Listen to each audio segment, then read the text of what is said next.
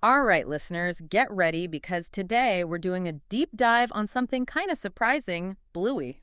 Yeah, you know that kids show with the dogs? It's everywhere these days, and we're going to figure out why. We've got an expert with us to help unpack it all, and, well, we found this video essay, and let me tell you, this essay really gets the Bluey phenomenon. It really does. It's amazing how much the show is resonating with people. Yeah, even the person who made the video, they start off kind of like, oh, great, another baby shark, here we go again. I get it. It's easy to be cynical. I mean, it's not like kid stuff going viral is anything new, right? But Bluey, it hits different, you know? This isn't just some catchy tune, there's something more there. Right. And the video essay, they even talk about how animation these days, it often has all these like adult themes hidden in there. Like, remember those creepypastas? And people are always saying Peppa Pig has jokes for grown-ups. Is that what's going on with Bluey, though? Are we reading too much into it? That's a great question, and honestly, Yeah. not really. It's not about hitting jokes with Bluey. The reason it works, especially for adults, it's just real, you Mm. know? It shows what family life is actually like. Yeah. Like Bluey and Bingo, they're not like perfect little angels all the time. They argue, they get into trouble, they get on their parents' nerves, they're relatable.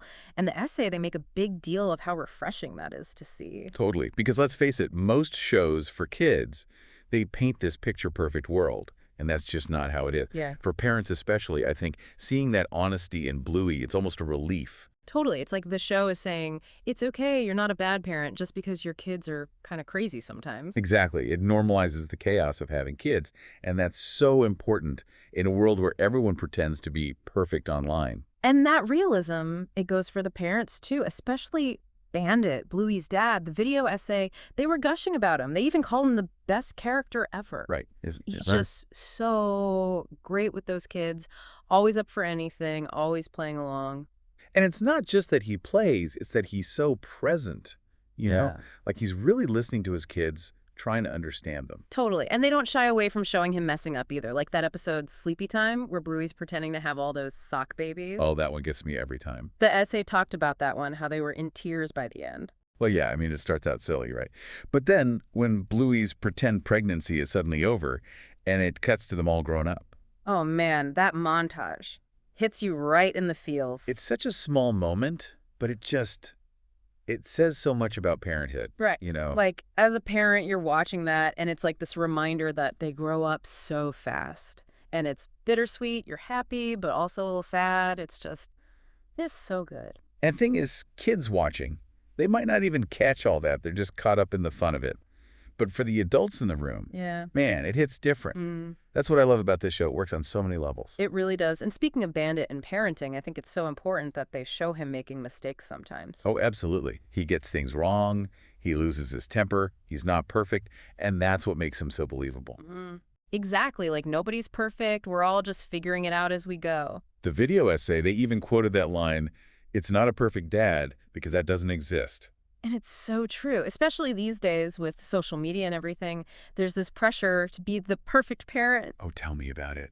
But Bandit, he's like permission to relax a little, Mhm. you know? You don't have to have all the answers. It's like he's saying, it's okay to mess up sometimes as long as you're trying your best, which is so reassuring for parents to hear, I think.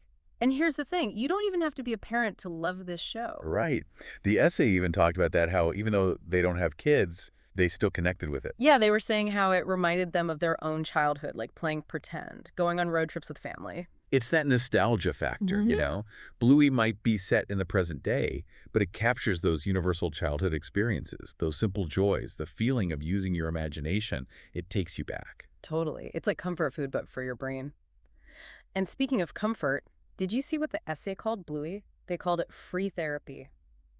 Free therapy, aren't it? That's a bold statement. What they mean by that? Well, it's like Bluey doesn't shy away from the heavy stuff, you know? Like, yeah, there's plenty of silly fun, but they also deal with things like death, infertility, loss, big topics, but they handle them so well, really thoughtfully. Yeah, the essay was really impressed with that, how they managed to touch on these tough subjects, but in a way that's sensitive and actually helps open up conversations about them, even with kids. Exactly. It's not just about entertainment. It's like emotionally intelligent entertainment. Yeah. It shows kids that it's okay to have these big feelings, and it gives parents a way to talk about them. It's like the show is giving you permission to like actually feel things, instead of just brushing them under the rug. Totally. And it's not just the heavy stuff either. The Yeah. essay, they were raving about the music too. Oh, yeah.